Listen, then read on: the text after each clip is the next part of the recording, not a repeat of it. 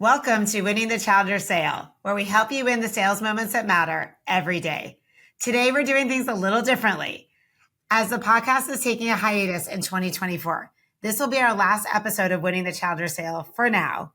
So we wanted to take a moment and celebrate. We started this show nearly 3 years ago, and since then, we've produced over 100 episodes. We've hosted incredible guests like Alice Hyman, Sam McKenna, Chantel George, just to name a few, and we've gained so many valuable insights. To reflect on those insights and our experiences, I knew I wanted to bring in someone who truly understands the Challenger journey. And Dan Dal Degan is just that, or as I call him, Triple D. Triple D serves as an operational engaged member of our board. He has several high growth enterprises, including cloud software and services portfolio companies, including Zilliant, Great Gray, Saleshood, RevenueWell, Exegy, and of course, Challenger. He has had an exceptional career when he served as the CEO of SpringCM, and that led to their acquisition by DocuSign in August of 2018 for more than $270 million. He spent 11 years building and leading Salesforce teams in the central US and nationwide. Dan, I could go on and on, but I'm so honored to have you here today. So welcome to Winning the Challenger Sale. Thank you, Andee. It is my honor, and I'm delighted to join you. We have chats like this so often, so it feels very natural. Yes, I know. I was actually joking earlier that to keep this to 35 or 40 minutes is going to be the hardest part. So we're all both going to have to be disciplined on this. And usually we have some tequila drink or some bourbon with us. That's right. So, it's 9 a.m. So, This morning it's coffee, very pedestrian. It's coffee, lots of coffee. Yes. So like I said to our listeners today, we're going to run things a little bit differently. So for those of you that don't know Dan Dal Degan, he's an incredible mentor and he's my mentor. I've known Dan since 2018. We first met at a Cubs game and I knew right off the bat that we would continue to do great things together. I actually have the picture still of the day we met, which is pretty awesome. So since I'm the one normally asking the questions, I thought it'd be fun for Dan to ask me some questions and help me kind of reflect. But before we do that, I would be remiss if I didn't have Dan answer a few questions because once again, like I said, he's my mentor. He has so much insight into this space, into this vertical. So Dan, I'd love the listeners to get a little understanding of your relationship with Challenger. You're obviously a board member. You've been here since the 2020, since I came in. And how and why did you take on that role? Great question. Well, thank you, Andee. And I'm eager to turn the tables on you and ask some questions too. I'm sure your viewers will find that novel and refreshing and enlightening. It's a great question because when I joined Marlin after selling SpringCM to DocuSign and I took some time off and I thought what I want to do is go back to doing board work and investing. And I joined a private equity firm, which was a great decision.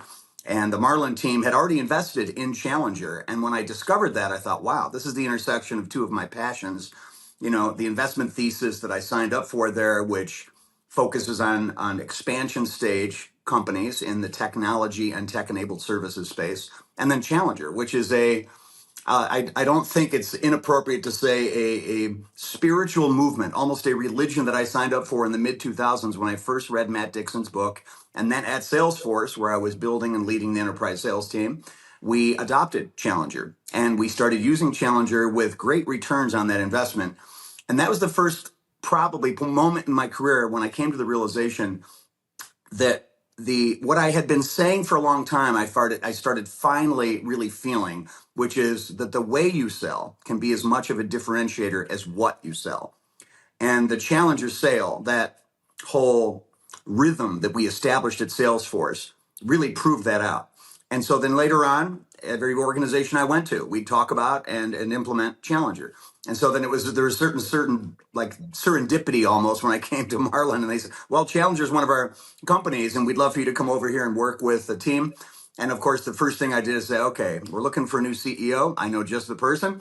And our recruiter said, well, we're already talking to this person in Chicago named Andee Harris. I said, what a coincidence. That's who I want to recommend and go after. And I'm delighted you joined us over 3 years ago.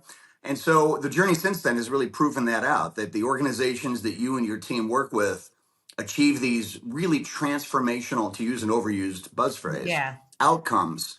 And I think even today in this economy, it's never been more important to make the way that you sell and the way your go-to-market team is aligned and trained and the narrative they're using and the methods they follow to be a differentiator for you. No, that's amazing. And I really appreciate obviously all the leadership and just, all the institutional knowledge that you've brought to Challenger.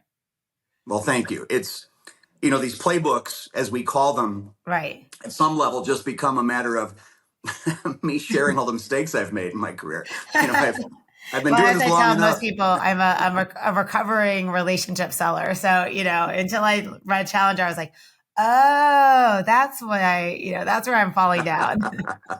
Indeed. And it's, the battle scars or the mileage that we have through so many sales interactions and sales cycles we've been through, victory and loss, including the worst kind of loss to no decision, which I love talking about with sales organizations and sales leaders. And what I really get a charge out of now at this stage of my career is helping accelerate the journey, the learning journey and the productivity curve of young sellers and young sales leaders, and in many cases, young CEOs. Of course, to me now, everybody feels young. So, Hey, well, I get it. I just got my AARP card in the mail, so I'm with you, oh, Tiffany. that's reassuring, right? Yeah. So speaking of that, the mentorship, which is something you and I have been talking about a lot recently. You started a company called Talus, and that's a curated mentorship program for sales leaders. Obviously we know the importance of mentorship, but talk to me a little bit more about your inspiration for it and why is it kind of fitting that perfect niche in the market of like, obviously Challenger, we sell, we train large volumes of sellers for big companies. But where does Talus kind of fit into that? That's a great point. Talus really was born out of a recognition, and you and I have talked about this so many times too. This conversation originally started with a dear friend of mine, Casey Gandon, who's the founder and CEO of a company here in Chicago called Packback. And he's also in a band that I support, and we're in a 501c3 charitable organization together on a board. Casey and his wife Jess, we had this recognition that mentoring, as we'd often call it when we'd sit down for these dinner meetings, and you and I talk about this so often. The joke was, boy, if we charged for all the time we spent mentoring, we could retire. And we joked about monetizing it, but I think what we were really talking about was, wouldn't it be great if you could operationalize it? Because it Yeah, feels like formalize it. Yeah. there's only so many hours in a day that you can set aside for personal mentoring and friends that you've met through the industry and people that you've worked with who reach back out to you. And for you, that includes this very large universe of students, which must, double and triple down on that value Yeah. for I just you. taught this weekend, so I got 50 new people that want to chat. Exactly. So, and it's there's only so much time you can spend on that. And as gratifying as it is to be the mentor, paying back those many hours in my life when I was the mentee and didn't even realize at the time how lucky I was. And now I'm very grateful for it. I want to pay that back. And I want to do it in a way that there's actually some scalability to it and an operational rhythm where we can help many people.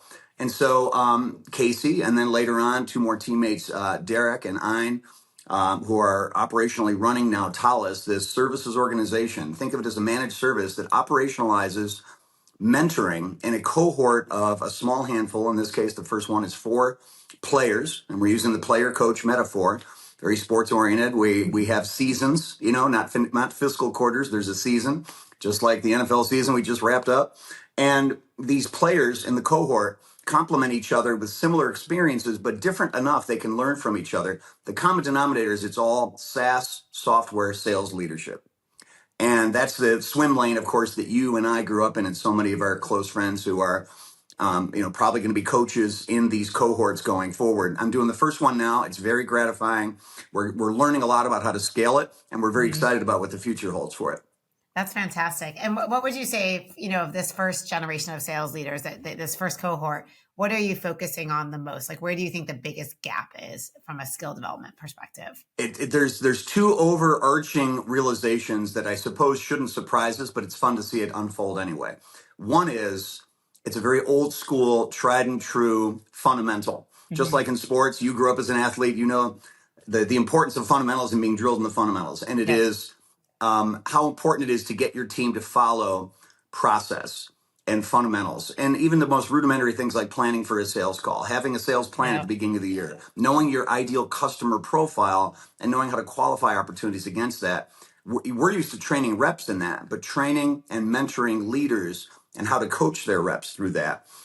is a different level, a different layer of that journey, and I really enjoy that. So that's one thing. It reinforces that the fundamentals still matter, and Yep. winners typically are the ones who do the fundamentals better than anybody. Just like a Michael Jordan, a Kobe Bryant, a Tom Brady, a Patrick Mahomes, right? Right. The other realization is more of I think, it's topical given the post-COVID era, and that is that leaders who are trying to figure out how do you inspire and lead a team that is mostly remote. Mm-hmm. And that includes everything from SDRs who are smiling and dialing, building pipeline, oftentimes from their apartments, their As post-college they are their apartments parents' with other basement. friends. I know some of our SDRs are, Yeah. still living at home.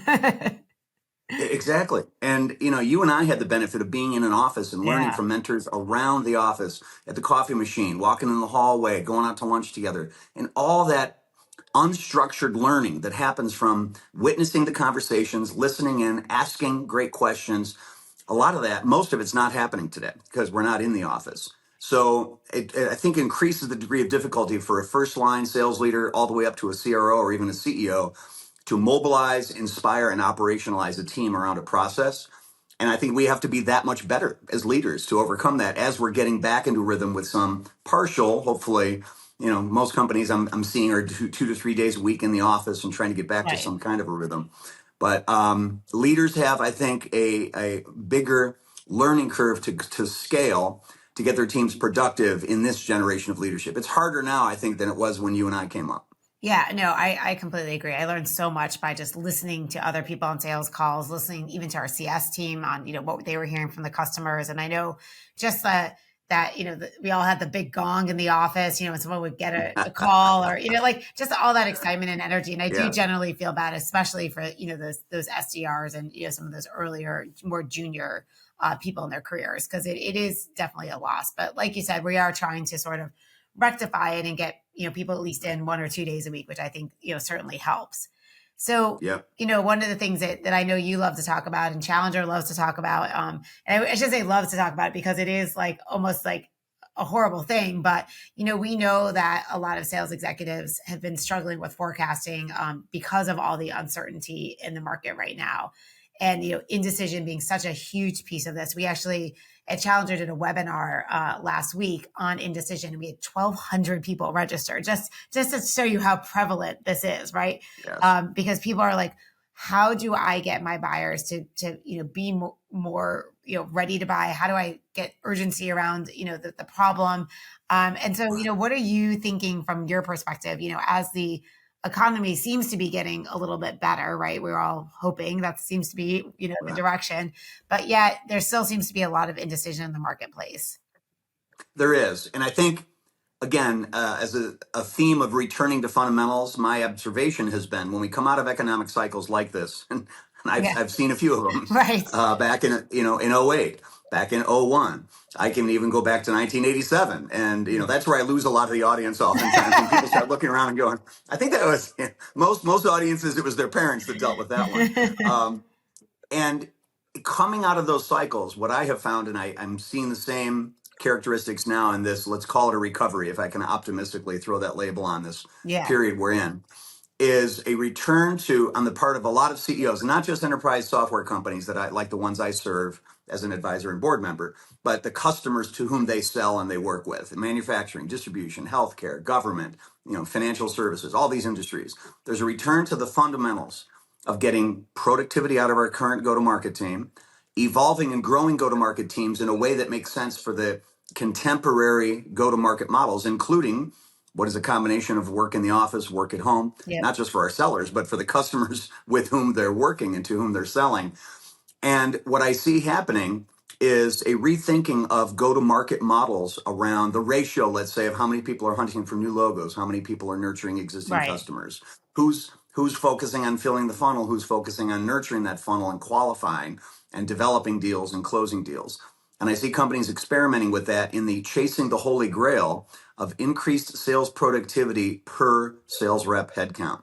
And as a measure that I know you and I and our customers appropriately obsess over is how do we get more yield out of the go-to-market teams that that we have in place now, and as we grow them and evolve them, how do we do so in a way that better matches the way our customers want to buy? And that's where the challenger sale, I think, is never been more relevant than it is now. Is Matt was one of the first people in his writing that articulated something I had never thought about before, which there's not just a selling process happening, there's a buying process. And the customer thinks of their buying process, not their selling process. And their rhythm and their culture is a determinant of how they go about making decisions. And there's science and art to it. And so I think it's good for Challenger, as as the performance you and your team are driving is a strong reflection of it, because there's a return to that fundamental and the pent up demand that any organizations in 23 who are saying, okay, we're going to hold off on that for now. The pent up demand we're seeing the effect of now, and pipelines of organizations that are trying to get to that holy grail of increased sales productivity. Yeah, no, I couldn't agree more. And I think that that's, like you said, it's really understanding not just the, your process as a seller, but the buyer journey. And I know I've had, so many fantastic guests on the show who give me so many good insights. But one of the things that always sticks with me is that salespeople are on their timeline. Like, I want something to close by the end of Q1 because that's my timeline, right? But your buyer really could care less whether you're hitting your quota or you're not, right? Their timeline is so the way to work back is, well, when do you want this product or service in place, right? When do you need it by? So almost like a kickoff, right? Like what is that kickoff date that you want?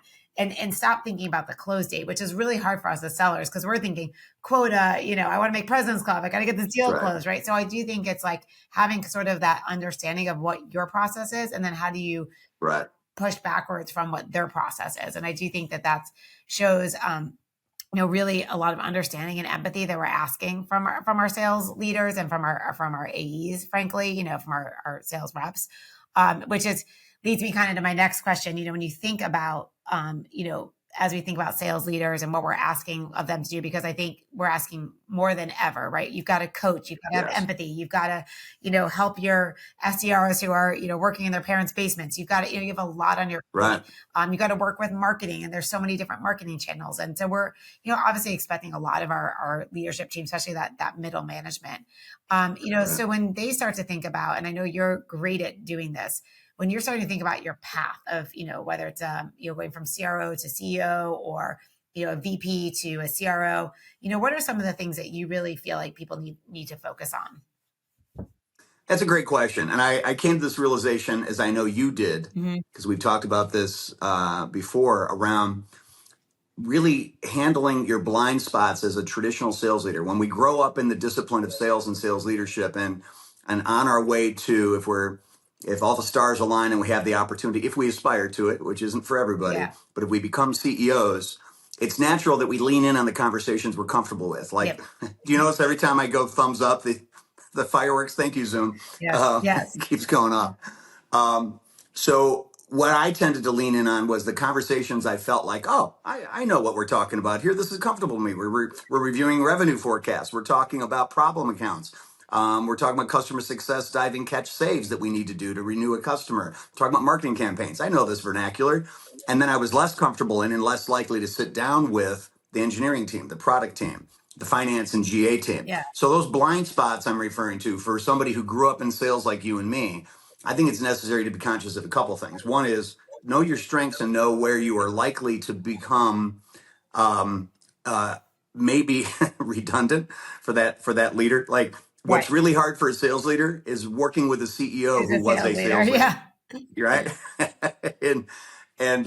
So I think it's important to be conscious of that, is let that person do her or his job and not be a helicopter parent as a CEO, former CRO, CEO, micromanaging your CRO. There's a natural tendency for that. The other is to know where your blind spots are. For me, it was definitely in operations and G&A. I mean, I majored in computer science and then went to business school, but I was miles away from being an accountant. I had, a rudimentary understanding of how to read an income statement and a balance sheet and interpret it. And budgetary conversations, I could feel myself just instinctively saying, okay, this is for somebody else to focus on. I want to get back to a conversation about go to market, and resisting that temptation and being fully present in those discussions with those teams, and helping them understand that is an important conversation. Your presence there, your participation, asking intelligent questions, and it doesn't mean you have to drive every decision. You want to collaborate.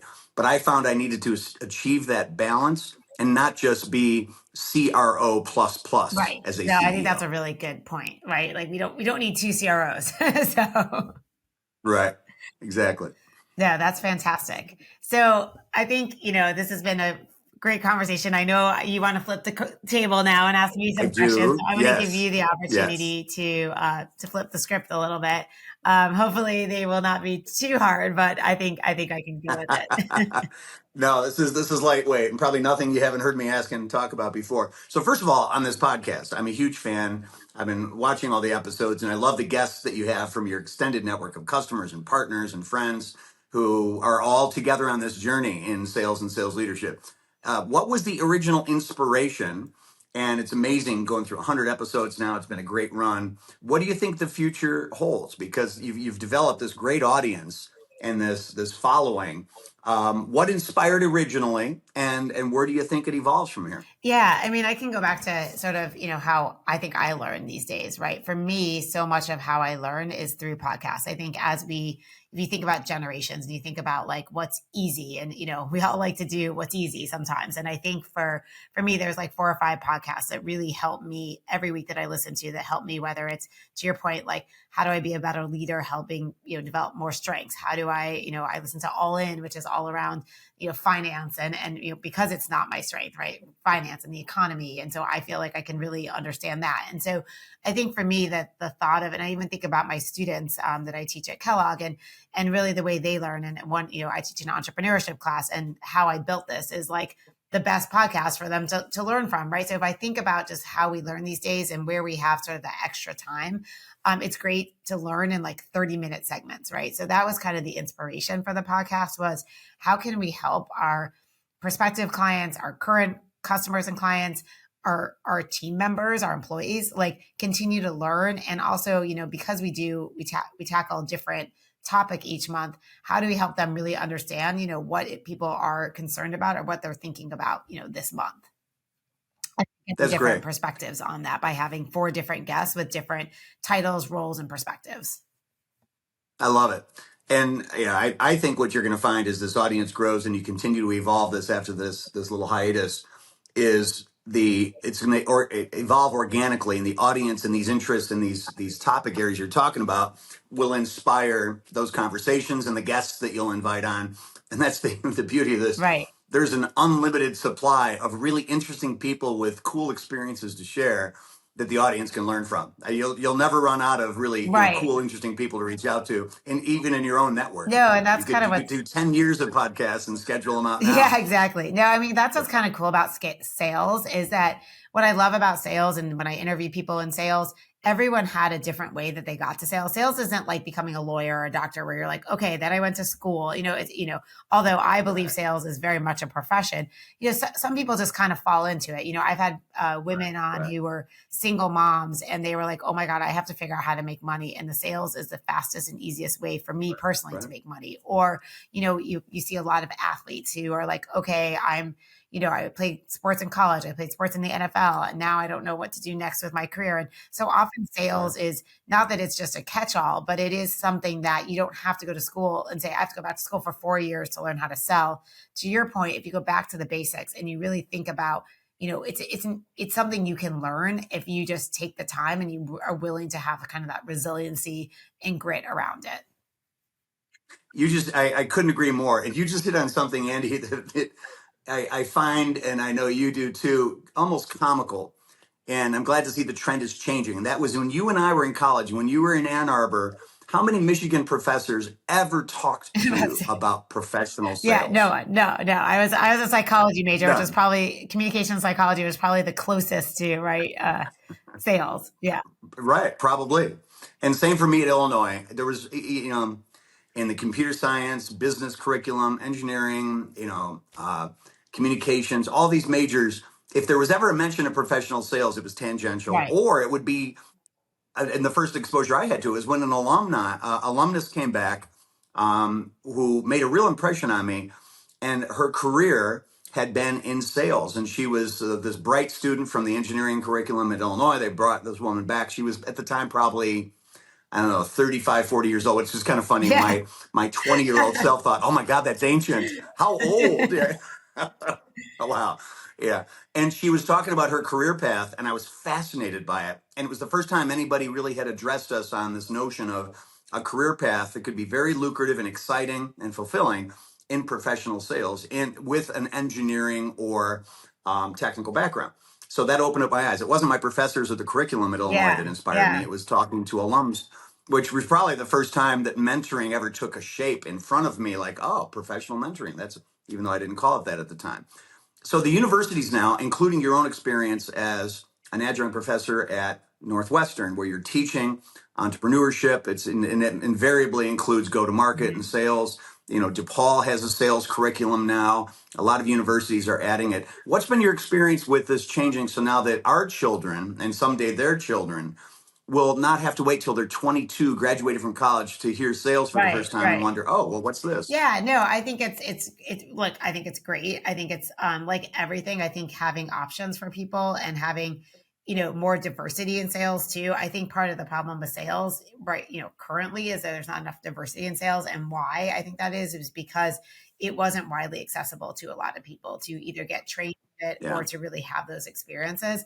And so I think what's right. I'm most excited about is when I look at, Northwestern, I look at any of the programs I'm seeing around, undergrad or graduate programs, I'm seeing a lot more women, a lot more minorities. So people that are really gravitating towards sales. And I think that also that notion of like the used car salesman, the like image, at least we're probably too old. Now the good news is that that image has probably gone away because there's Carvana. No one has to deal with this anymore. But I do think that, Right. that used car salesman that we all grew up with thinking, oh, well, like you go into sales because like you don't really have any skills or you weren't, Yes. you don't have a degree and now I think because it's so professionalized and you do get people who are like, oh, actually, this is a really good opportunity for me. And here's a way I can actually learn and hit the ground running versus, you talked about like a lot of trial and error in your career. I know for me, I Right. didn't naturally go into sales, but I realized that product engineering consulting wasn't for me. And I was like, I love sales, I love marketing, but I had to learn the hard way, right? Like there was no Yeah. guidebook for me. There was no course I could take. I mean, I never went back to graduate school for that reason because I was like, I love sales and there's actually nothing that's going to help me do this better than just, getting back up again every single time I got knocked down. Right. So Right. Yeah. That's a great point. And a lot of people face that conundrum. That was another inspiration for Talis is that, when you get that stage of your career and it's what's next? Do I go back and get an MBA? Do I get an advanced degree? A lot of the learning, the most relevant learning these days comes from these mentoring relationships. And boy, is it time and cost expensive to go back to yeah. school. And, especially if you're at that stage of your career where you're married and you're starting a family, it's a lot to take on. So as you look to this next generation, and as parents, it's hard not to when we look forward and think, okay, what's it going to be like for our children as they get into their professional careers? What do you see changing in professional sales that is not just a function of the technology and the industry you and I work in and the services like Challenger and the methodologies and the religions, if you will, that help us understand buyer's intent and achieve that intersection more reliably when of a buyer's timing and the seller's availability that creates that magic that we call closure. What do you see happening in the future in sales, especially as we talk about maybe fundamental changes in go-to-market models, not just in technology companies, but all the customers that Challenger serves? Yeah, I mean, I think your point about back to basics is so critical, right? I do think that at the end of the day, you need to understand like fundamentally how to sell and following a process around that. But I think that what's really cool is that you have now the intersection of AI and those great skills coming together. So a lot of people, you always hear the panic, AI is going to replace jobs. We're not, and I don't think that at all. I actually Right. think just like any technology, if used for good. I do think it can be a 1+1 = 3. I'm really excited about the opportunity for our sellers to have more value added conversations to be able to really curate that experience for their customers. A Challenger, we talk about teach, tailor, take control. And that teach piece is so important. And how do you teach somebody if you don't know as much about their business? You read their annual reports, you read, you find them on LinkedIn, you figure out what they're talking about. So you do a ton of research up front before you even have that discovery call, right? The biggest difference, or one of the biggest differences with Challenger is just how much time we spend before we even pick up the phone to talk to that customer versus just jumping on a call and saying, what keeps you up at night, right? Hate it. Like, it's the most cringeworthy thing to me now, right? If two things, if a sales rep literally says to me, what keeps you up at night in the first 5 minutes, or opens up and says, hey, I'm just going to share my screen because I want to do a demo, I'm like, I'm done. Take me out now. And sorry, Right. technical difficulties. I'm out. So I do think that what's nice is like, there's no excuse. I used to say this, I mean, God, 25 years ago, I used to say this to my marketing team when the internet first came out. So now I'm aging myself triple D, but I used to say, there's no excuse for not knowing what your competitors are doing. You have the internet. Like, Right. we didn't have the internet and I had to figure that out. Right. Right. So I say the same thing with AI. There's no excuse to not know, revenues, org charts, all those things that help you be incredibly successful because it's literally at your fingertips. You can type it into Chat GPT and get so much information. So yeah. That's right. Yeah, it's not hard to show up in a sales interaction with relevance in your questioning And preparation. and to project genuine curiosity, right? Which leads me to another question. Curiosity, we often talk about as being one of those attributes of great sellers that, boy, if you're born with it, beautiful, but you can develop it. It is a muscle that can be developed. What else do you see as some of the fundamental characteristics that somebody can either say, oh, lucky me, I was born with it. And that's a good thing about sales is most of these skills you can develop. You don't have to be born with. It's not like, Yeah. in the NBA, if you weren't 6'6" with a 35-inch vertical or more, good luck. So what characteristics do you see that like the theme here is kind of timeless? It was Yeah. just as true when we started our careers as it is now that translate to sales success. Yeah. I mean, I think you touched on a little bit was like preparation, right? Like, I think, there's no shortcuts in sales. Like, I truly believe you have to be prepared for every interaction possible. Based on our Challenger research, we know that people are 57% through the buying process before they often even pick up, the phone to get a seller, on the phone. And if they didn't need a price, they probably would go be 85% through the sales process. So we live in a society now where people choose not to talk to people, right? Like, even I see it with myself. If there's a chat function versus a phone call function on a website, I will immediately take that chat function, right? So if I can send an email versus actually picking up the phone. So we've become a little bit accustomed to that. So I think it's like really making sure that we're actually being like prepared, thoughtful about the conversations that we are having, because knowing that people, if they're actually getting on the phone with you, it's a pretty big deal that they're actually taking your call.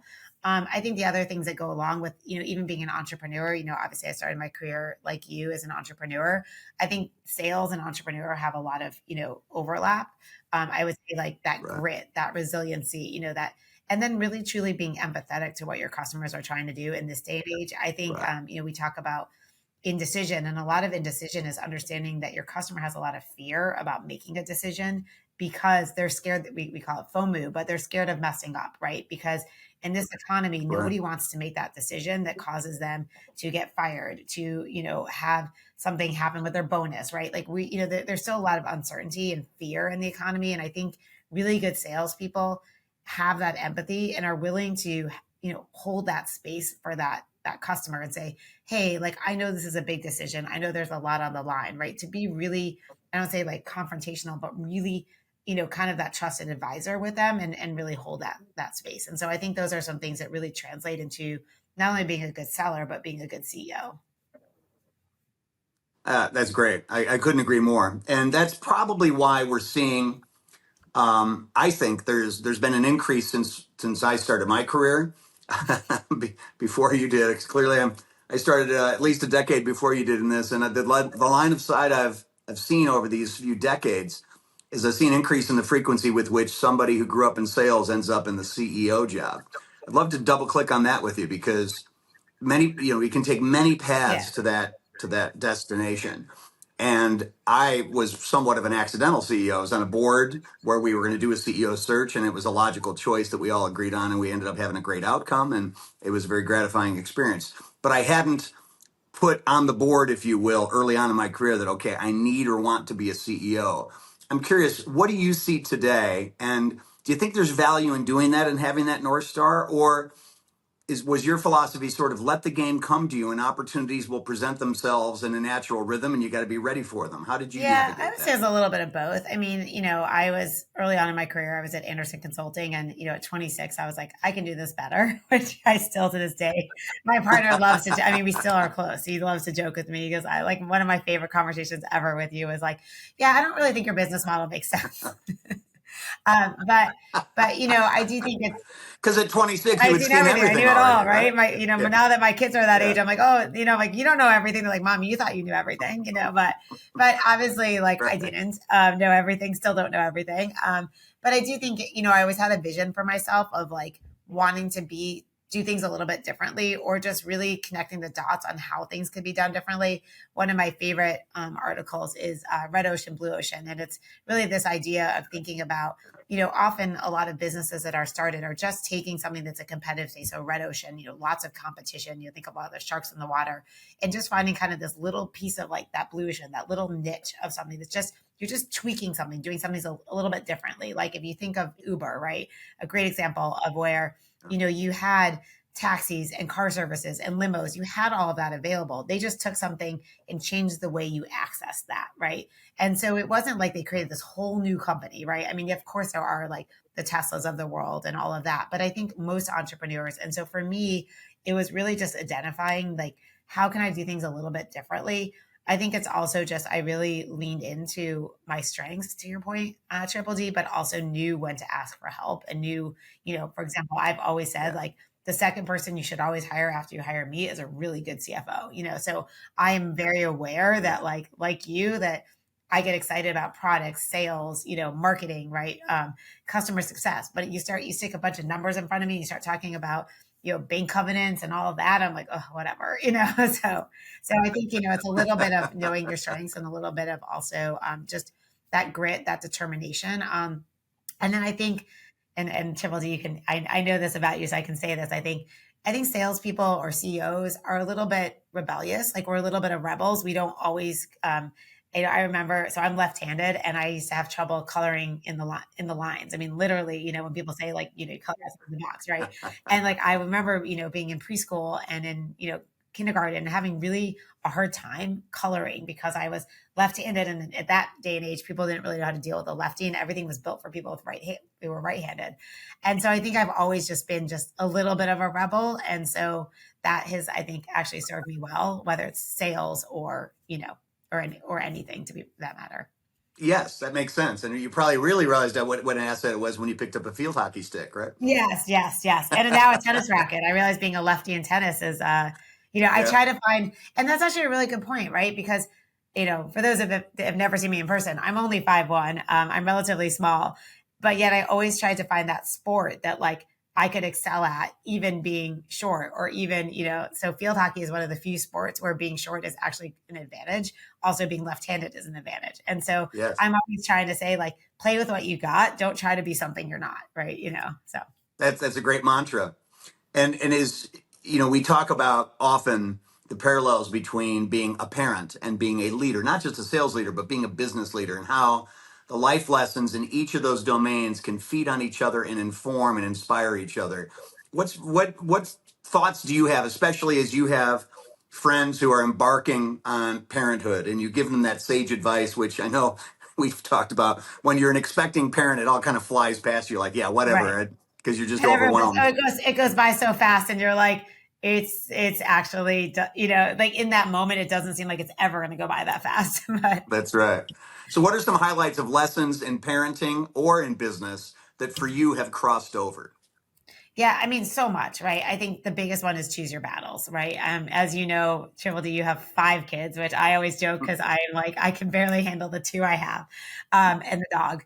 But I do think it is really ultimately choosing your battles. I think and it helps you prioritize, right? But yeah, I mean, I think, choosing your battles helps you prioritize what's most important. And I think, having kids and being a working mom helps me think about quality versus quantity. So, I Yeah. always try to give people, and you know this about me, Triple D, like I'll give you 110% in everything I do, but I might say no to something because I can't give it 110%. So I think it's Yes. one, really prioritizing your time and focusing on what's most important and setting those boundaries. And I don't always do a great job of this. So I preach sometimes to this, but really trying to set those boundaries of like, what are you going to do that's most impactful? And I think it's the same thing with your kids. Like, being a working mom, I'm not around all the time, but when I am with my kids, they are my number one priority. They know that. They know how important they are to me. And so I think that is, number one. And number two, like I said, choosing your battles, whether it's with my executive team, whether it's with customers, just being like, is this really worth going to the mat for? Because I think sometimes we get in our head around like, we've got to win something for our own ego versus realizing that the outcome should just be the outcome that makes the most sense. So That makes sense. It also can help you more judiciously use your energy for the battles that really matter, because exactly. it's not an unlimited supply. I used to always, I had a leader who used to always say, there's only so many calories in the day, right? And so you do have to think about it like calories, right? Like if you're going to spend 600 calories on this, it better be worth it, so. That's a great point. Yeah. Well, then I'll just go get a snack and get 600 Right, more I was going to say, calories and chocolate. I'm really good at replenishing calories, so. I love it. Well, this has been so much fun. I'd this has love to been great. continue this, and hope to do so again with you. Yes. I would say it's so fun to have you on the podcast. I'm so used to, like I said, in person over a drink. But this is just as well. And thank you so much. I couldn't think of a better way to sort of wrap up the podcast as we go into hiatus without having you here to join me. So thank you.